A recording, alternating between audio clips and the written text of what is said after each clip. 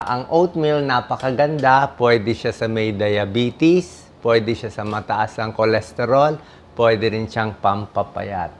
Natin, ha. Yan.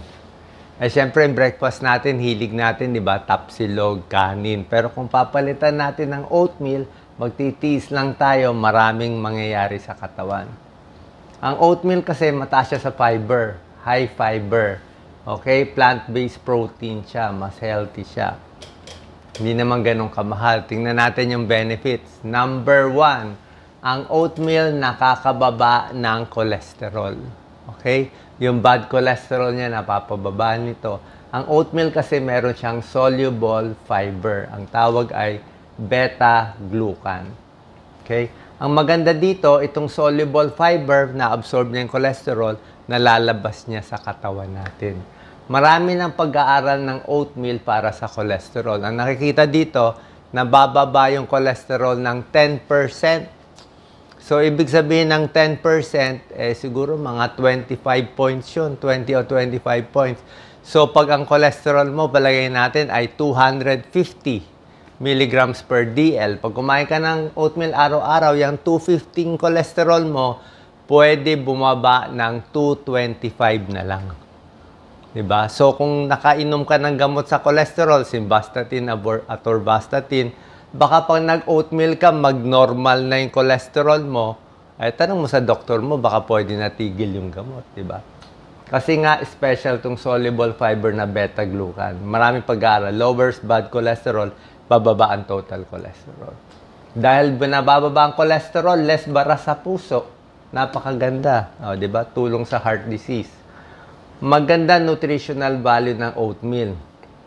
Bukod sa high fiber siya, marami siyang potassium. Ayun, napakaganda. Mainit ngayon.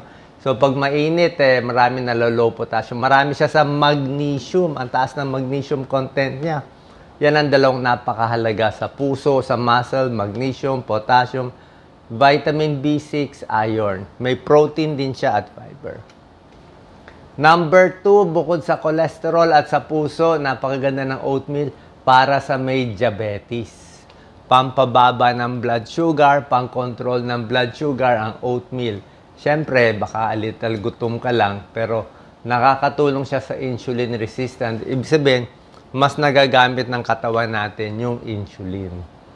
Okay? Kasi ang nangyari, pag kumain tayo ng oatmeal, siyempre, nakain natin siya, mabagal ang pagpasok ng carbohydrate sa katawan. Mabagal yung pag-absorb niya. Yan ang maganda dyan. Mabagal ang pag-absorb. So, pag mabagal ang pagpasok, dahan-dahan ang taas ng blood sugar. Okay? Unlike kumain tayo ng tinapay o kanin, pag kinain mo yung kanin, mabilis mapapasok sa katawan. Ito, mas mabagal. Mas dahan-dahan siya. Okay? Good for diabetes. Subukan nyo. Okay? Baka mapababa blood sugar nyo, mabawasan ng gamot, di ba? Hindi ko sinasabi ipalit ang oatmeal sa gamot, sa diabetes, sa cholesterol. Iinom pa rin, pero depende nga kung gaano tayo ka-stricto sa sarili. Nag-oatmeal, nagda-diet, nag-exercise, pumapayat, baka nga matigil mo gamot mo kung talagang, depende naman sa number. Kung number ng cholesterol mo, nag-normal na, o blood sugar mo, nag-normal na, pwede na magbawas. Papaalam nyo na sa doktor nyo.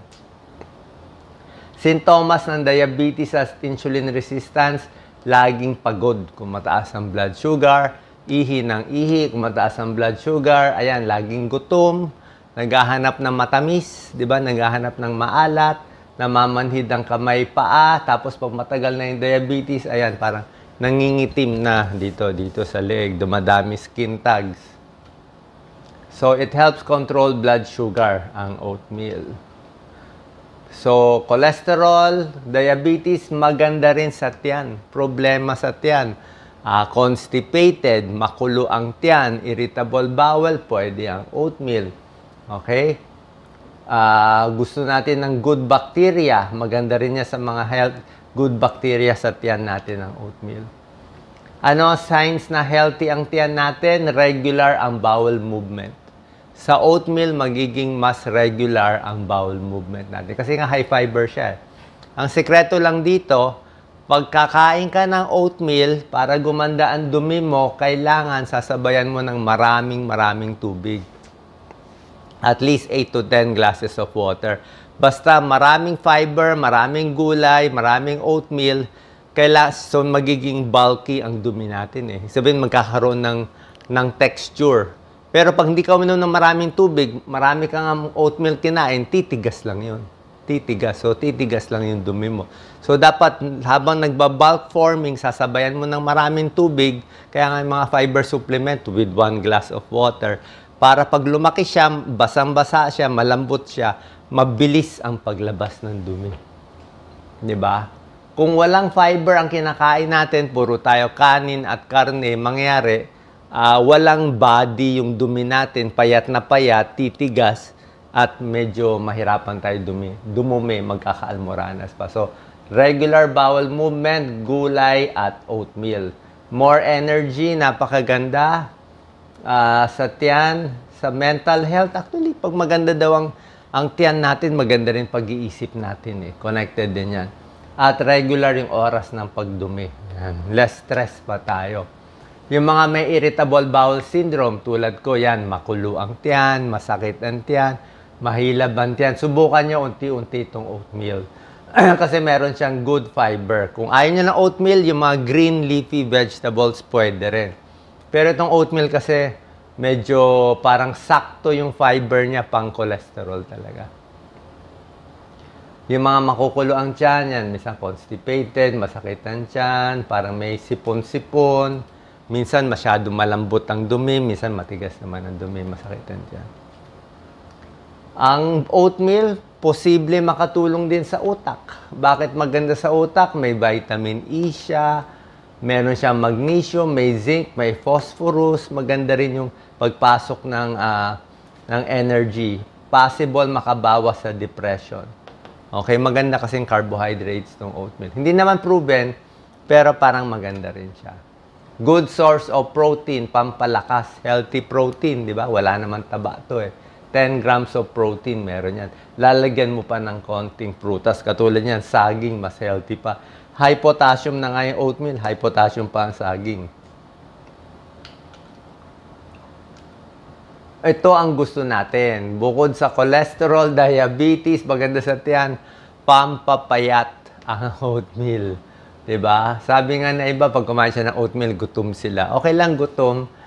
Gusto natin magpapayat, laging gutom. Diba? Gutom konti sa umaga, konting tiis, gutom sa tanghali, gutom sa gabi.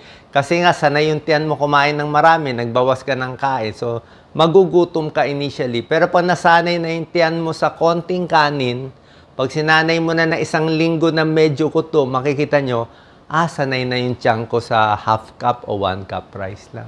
Pag ginawa ko ng 2 cup rice, bondat na ako. Kasi lumilit yung tiyan eh. Mas kaya mo na sa mas konti. So, mas busog ka sa oatmeal.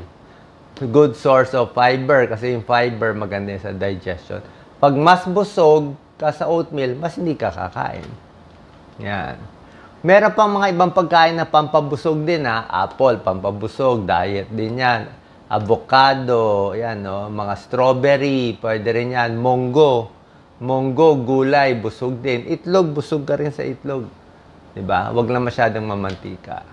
Number 8, pampapayat. Ayan o, lose weight. Yan ang gusto natin na pampasexy. Oats, may beta-glucan. Maganda sa blood sugar. Pampababa ng cholesterol. Pampapayat. May pag-aaral nga, pumayat ng mga 20 pounds eh.